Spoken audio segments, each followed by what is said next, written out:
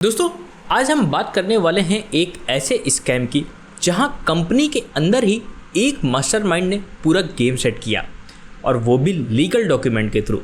मैं बात कर रहा हूं रेलीगेयर इंटरप्राइजेस के 179 करोड़ रुपीस के स्कैम की, जिसमें ईडी ने चार्जशीट फाइल करके एक नाम को मास्टरमाइंड डिक्लेयर किया है, रश्मि सलूजा।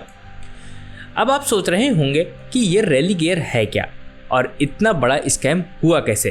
तो चलिए स्टेप बाय स्टेप समझते हैं। नमस्कार दोस्तों, मैं रत्न सिंह, आप सभी का स्वागत है ट्रिगर न्यूज में।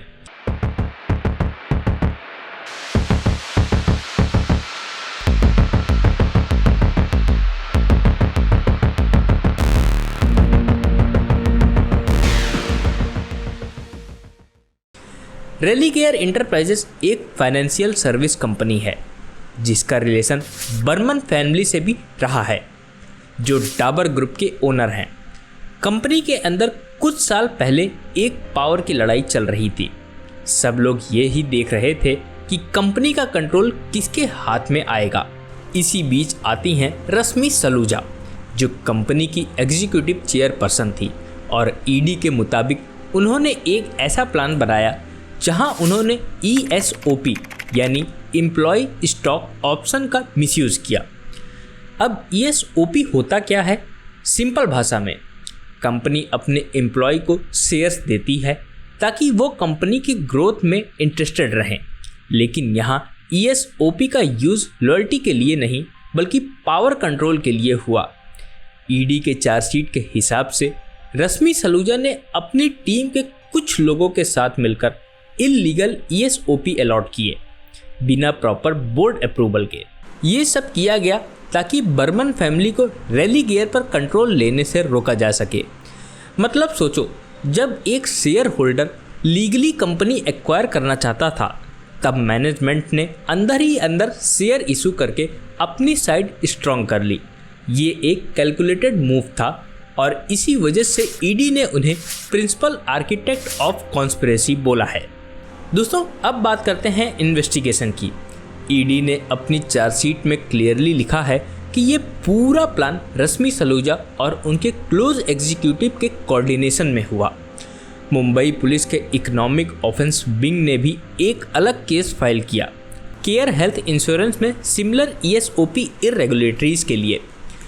केयर हेल्थ इंश्योरेंस का रेलीगेयर में भी स्टेक था, मतलब सेम ग्रुप के अंदर मल्टीपल कंपनीज में मैनिपुलेशन चल रही थी। ईडी ने तो इवन केयर हेल्थ इंश्योरेंस के लीगल काउंसिल अरविंद दत्तार को भी समन किया, ये पूछने के लिए कि क्या उन्होंने कोई लीगल ओपिनियन दिया था जिसका मिसयूज हुआ। तो भाई, यहाँ तक इन्वेस्टिगेशन पहुँच चुकी है कि लीगल एडवाइजरी लेवल तक सब कुछ चेक हो रहा है।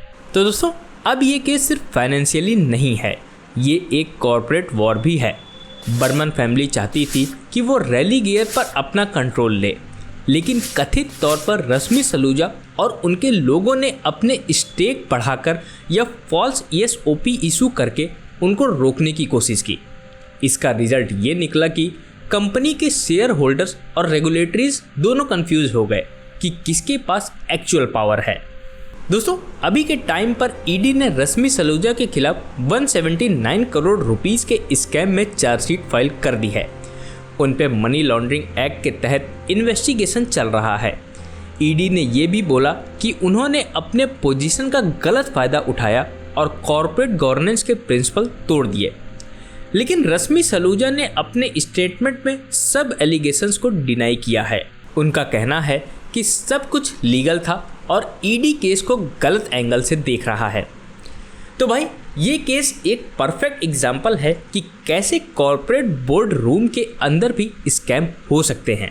बिना कैश एक्सचेंज के भी मैनिपुलेशन पॉसिबल है। अब देखना ये है कि कोर्ट में ईडी अपने क्लेम्स को प्रूव कर पाता है या नहीं।